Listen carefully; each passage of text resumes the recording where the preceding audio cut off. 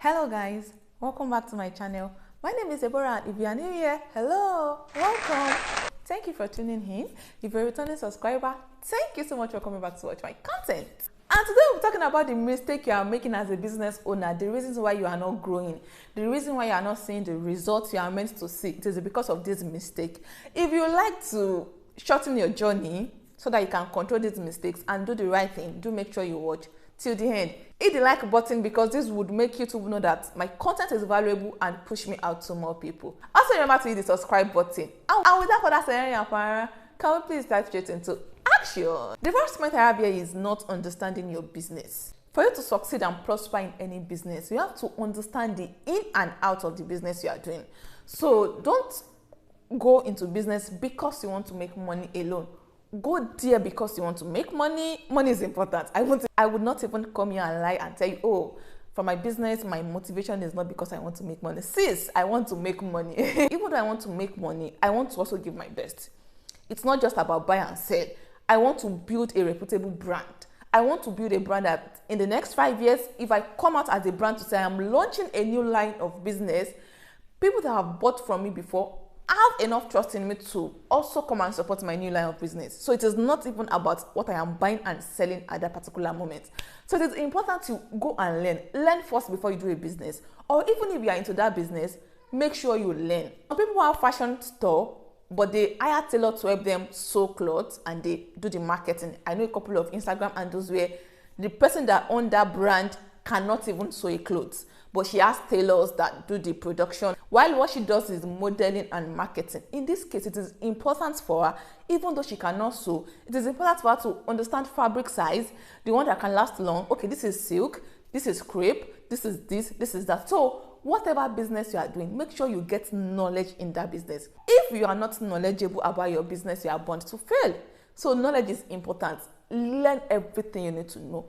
And you do not really have to pay to learn about the business you are doing. We have a lot of free resources on YouTube. Just come online and you'll see a lot of teachers that has invested their time into putting out content for you. Go to Google, go to Instagram. There are a lot of things you can see. Even on Instagram, you can follow people that are already in this business line. A lot of people share their story in their business and you can learn 1, 2 or 3 things by following them. Please do not go into the inbox of people to say, oh, tell me about your business for free. If they put it out that, oh, I have a class, then you can pay. But don't just go and meet people and say, hi, I see you sell gifts. I want to sell gifts. Tell me all I need to know. I'm sorry to come to you. Don't do that. You will be ignored. Do not what? Do not do that. Okay, next, before we go to the next point. Guys, see my hair. I'm doing Ghana weaving in like the longest time. And I have to brag, so stop and look at me. Look at me now. Next point, please. The next point is no marketing budget.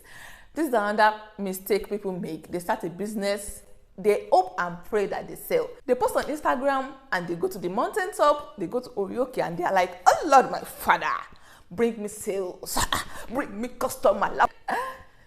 I am not undermining the power of prayer. No matter what you do, even if your marketing budget is in millions, it is important to pray. The Bible says faith without work is dead. That means you have to do your path. So it is important you do your path before God can bless you. So if you are doing nothing rather than posting on WhatsApp, you have 60 people that view your status. You post there. On your Instagram, you have 70 followers. You post there and you are trusting God to make your first 7 digits in sales. How do you want God to perform the magic? So you have to do your part. You have to understand marketing and have a budget for marketing. You can have a budget for marketing and you are using it wrongly. Perhaps use an influencer when your business is not that kind of business. Influencer is not the first thing you should do for your business. I have sold bags and shoes before and I used influencer for bags and it worked well. Now that I sell gift item, influencer per se is not the best way to market my product. So you have to understand marketing for your business, understand it right. So say now I just sent one of my products to an influencer, I may not get my result as fast as I would get for bags.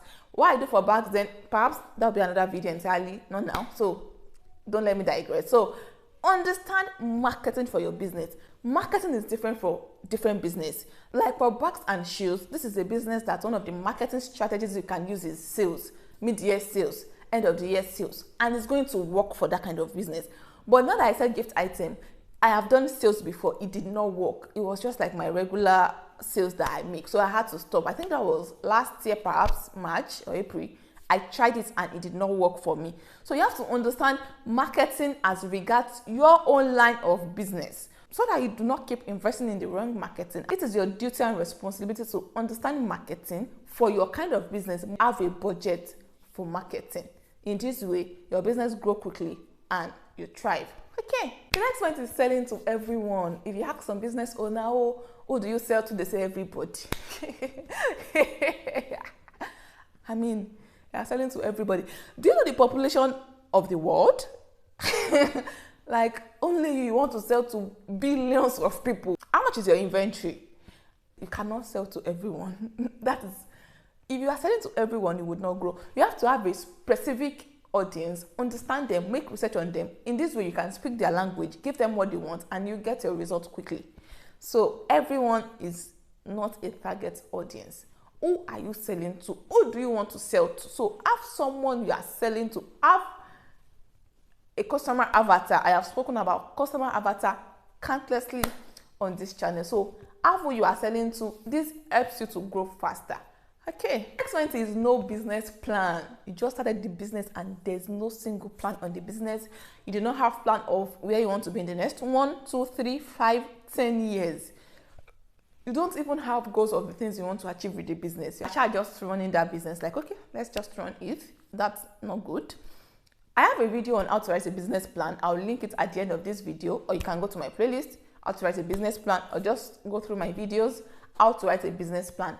Very detailed video. That is all you need. It is important when you are done with this video, make sure you watch how to write a business plan. It is very important for the growth of your business. Okay. And the next point is no marketing plan part-time. Now, depending on the kind of business you do, you should have marketing plan for each time. Say, I sell gift item. When is Father's Day? When is Valentine? End of the year. So because I already know my peak period, Valentine, Father's Day, end of the year. Mother's Day, there's really no peak for Mother's Day because we have about 10 Mother's Day in the year. Maybe 10 or 6, but I know it's quite much. It's more than 3. So I understand my peak period already. So I have a marketing plan that I use for all this period. So for Valentine, I do advert on WhatsApp. I do sponsored ads. I already start my Valentine marketing a month to Valentine. I start my marketing by January. I have a plan for that period of time. For Father's Day, I do my marketing a month too. So this year, I started my marketing for Father's Day a month too. I did it for a whole month and I got amazing results. That is a marketing plan.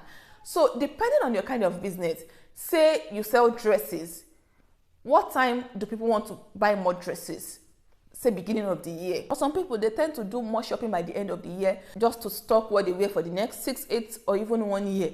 So by the end of the year, you can do end of the year bundle, what you would wear for the end of the year. And you do marketing on it and run it for like 4 weeks, 3 weeks. So you should have a marketing plan part-time, depending on what you sell. Understand your peak period. Peak period means the time you sell the most. Say, the normal day you do 500,000 naira in sales, but there are some parts of the year where you do like say 1.5. That is your peak period. So you understand it. So what you now do is you increase your intensity this time to double how much you usually make. So understand your peak period so that you can get the best out of it and have a marketing plan for all this period. And this is not to say for the rest of the year, don't have a marketing plan. Say, Deborah said we should have a marketing plan for our peak period. So the rest of the year, sleep. Don't sleep, wake up, collect your money. Wake up. See, business is not a one-way thing. Something happened to me last year. Last year, July and August was the time I made the most amazing sales last year. And not like I did any special preparation, not like I did anything special, but those 2 months, like, I cannot use my mouth to say how much I made because it was just, like, even me, I had to sit down and comprehend it. And guess what? It wasn't my peak period, it wasn't a special time, it wasn't anything. like the windows of heaven just opened, right? It is wise for me to know that, okay, Valentine is coming. There's more demand for gifts this time to stock up more. But there are some times that it may not even be your peak period, but the windows will just open and God will say it's your time and it's your season. I just want to bless you with a particular amount of money and it's just going to open. So always be at alert. Don't sleep, wake up, because any time can actually be your time. Be at alert all times. You do not know when the heavens would open. However, for all businesses, there are peak period. This year, the month I got the most was June, which was Father's Day, and Valentine, which was February. But the unusual happened, so be at alert. That's just it. Okay. So the next point is underpricing. You do not have a formula at which you price your product. You just bought products for 6,000 and you're like, let's add 500, it will be okay. And you price. Oh my God, my sister, I am sorry for you.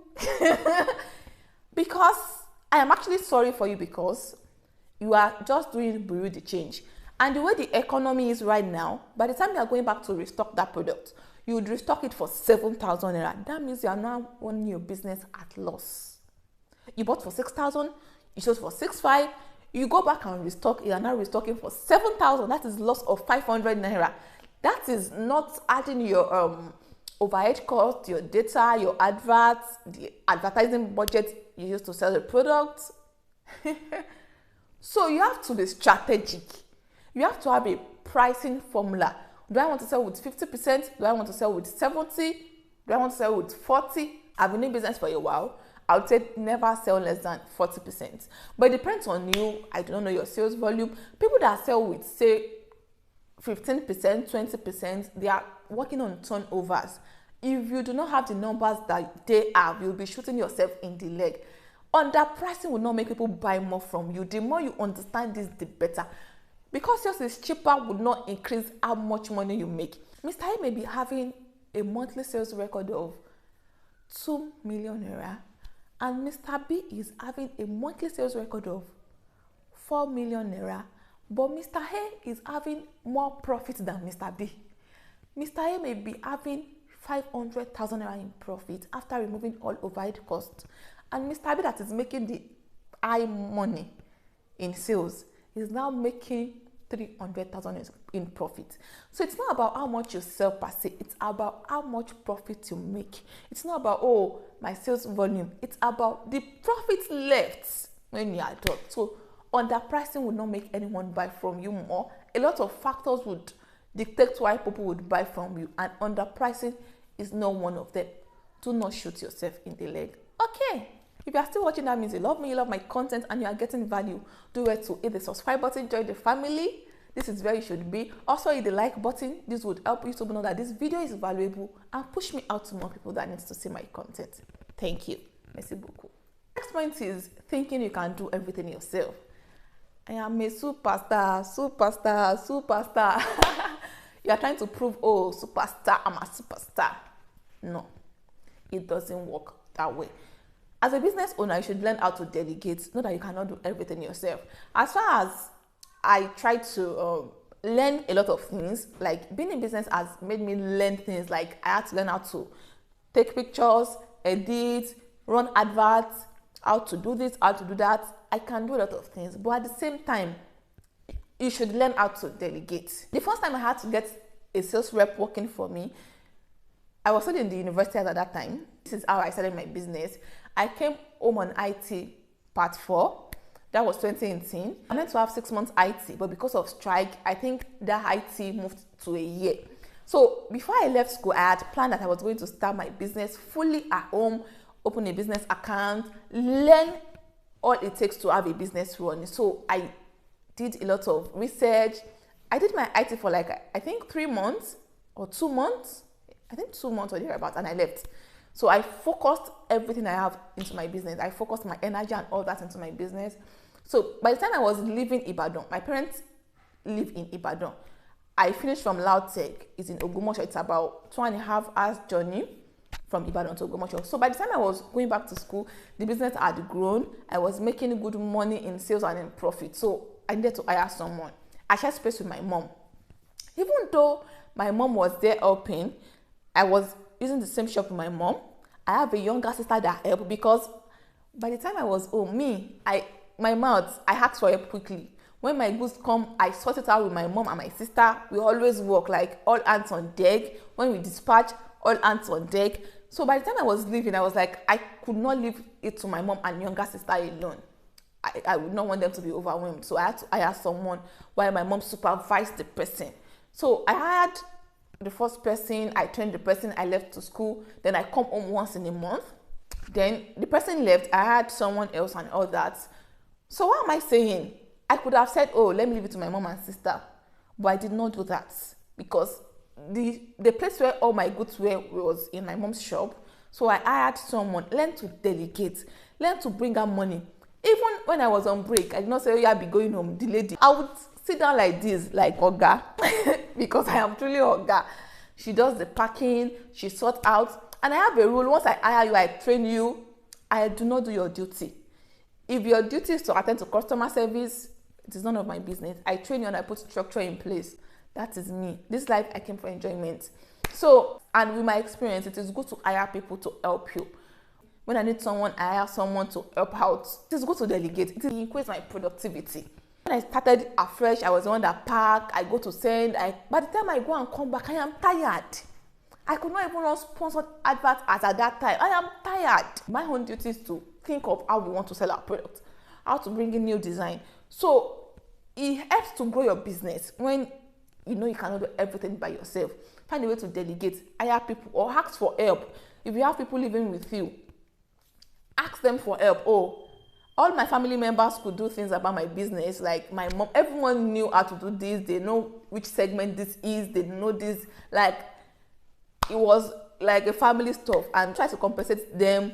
I give them things because even though we are family, you should not misuse opportunities and all that. So hire people to do your Canva design for you, to like hire people. It is important. Even though you're a small business owner, learn how to delegate and give out things. It's a wrap, guys. You'll see 2 videos displayed on the screen: how to write a business plan and how to price your product. Make sure you watch these videos to avoid mistakes that other business owner makes. Thank you so much for watching, and I'll definitely see you in my next video. Bye bye.